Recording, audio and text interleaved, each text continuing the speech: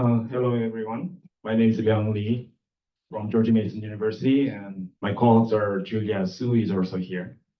I'll be talking about an evaluation of GPT-4V for transcribing handwritten collection.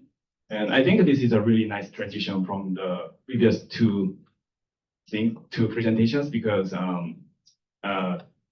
those two were all focusing on modeling and trying to improve the accuracy of the transcription. And this is kind of opposite. I'm still interested in performance, but we are focusing on not modeling ourselves, but trying to use just a general purpose GPT tools. So how many of you have heard about urban renewal in the United States? Well, have. Yeah, so urban renewal happened in the United States in the 60s and 70s. It was a nationwide project where the federal government funded a lot to local governments to acquire so-called blighted neighborhoods properties and then renew the entire cities. So the goal was to improve the economic values from those blighted, quote-unquote, neighborhoods. But as a result, many communities had to be displaced because of that. They were forced to move out of the cities. So there are lots of anecdotes, but the underlying mechanisms are rarely studied because there was a lack of evidence, partially because many of the projects were implemented at the local level rather than federal level. So we have focused on the city of Asheville, North Carolina, which is for now it's a very a vibrant city, but that city was renewed during that time, and we are particularly focusing on the South Side neighborhood, which is the largest renewed neighborhood during that time in the eastern United States. In that single neighborhood, there are more than 900 parcels acquired by the city, and the legal documents from those processes were transferred from Housing Authority of City of Asheville to UNC Asheville Library Collection in 2007. So each parcel has 20 to 200 pages of legal documents about the acquisition, and we have more than 900 parcels, so the number of pages is a lot. So our team scanned these documents, and then we found out that each parcel documents has a cover page that summarizes all the major important information. And also, cover pages are only structured pages. The rest of the pages are very natural languages or different kinds of structures, but the cover page has the same structured format. But the only problem is that they are all scribed by hands. The rest of the pages are not scribed, but the cover page is scribed. So if not cover pages, the key information needs to be captured from the rest of the many pages. And the previous two presentations talked about the HTR processes. Conventional HTR, OCR software are good, but they either need a large amount of data to train the model, or you need some more technical expertise to train the model, or if you use them as they are, then they are usually underperforming. So luckily, there was, last year in November, there was a GPT-4 vision was published, and then they came with the OCR capabilities. So we were just wondering about, hey, how does that work? That was our question. So our approach is that from the more than 900 documents for the parcels, we just sampled the 50 documents as a preliminary study, and then use the OpenAI APIs to transcribe the documents into the JSON format. And our co-author Julia did a great job on using the constrained prompting techniques, so that you are kind of forcing the transcribed data into the JSON format.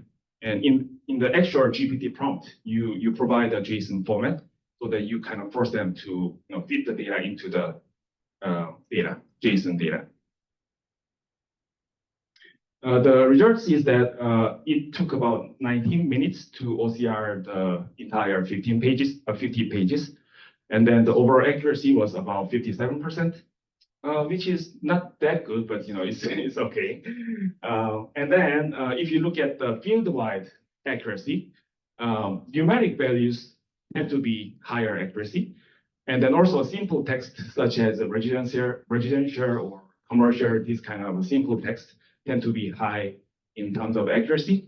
If you look at the lower accuracy fields, they are all kind of people's names or address, things like that, like the text with lots of variability.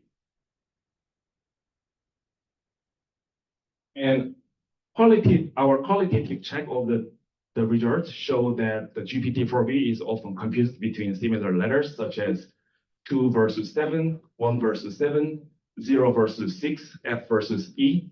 There were lots of confusion between these characters. And then, finally, we did a final checkup to compare between GPT and Transcribing, the general model. We were not able to scale that up, so I just did a one document comparison. And if you look at here, GPT shows 51% accuracy, while Transcribing's general model detect only 23%. So generally speaking, we think that GPT-4V performs better compared to Transcribing's untrained model, like general model. And then based on these findings,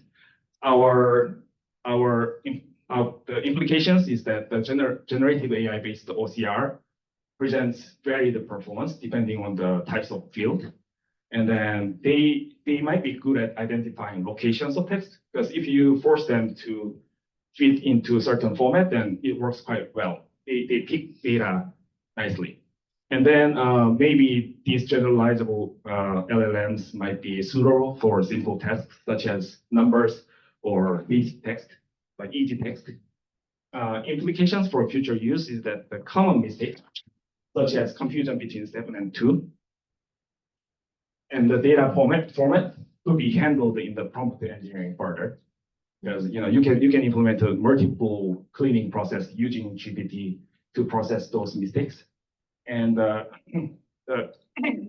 text fields that have a certain like a limited number of terms can be narrowed down using just a narrowing down structure, such as like switch statement, or just a state, letting the GPT to choose 1 out of 4 options, something like that. And it can help with the minimizing errors. And then finally, we think that an ensemble approach might be useful. For example, Transcribing was a little bit better than detecting single terms that are scribed. So using Transcribing for detection and then GPT to format the data and fix the typos, things like that. If you use this kind of ensemble approach, that might be helpful for future use. So by doing all of this, what am I trying to do? We already built a system. It's called Urban Renewal Impact.net. If you go to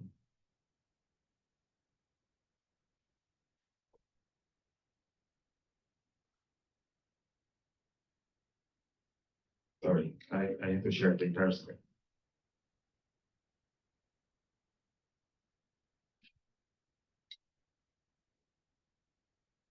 Yeah. So this is our website. This is the entire old neighborhood before it was renewed. And then if you change the year here in the bar, you can see the color coding changes so that you can see the process of acquisition from the city. And then also you can turn on and off the layers so that you can see the past and the present together. And also,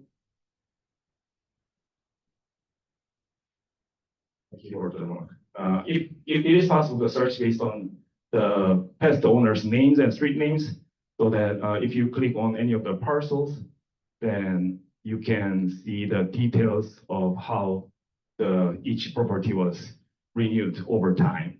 So this is our goal. And then if there are many other cities, then we want to scale this approach up. And the kind of automatic transcription strategies will help us scale this project.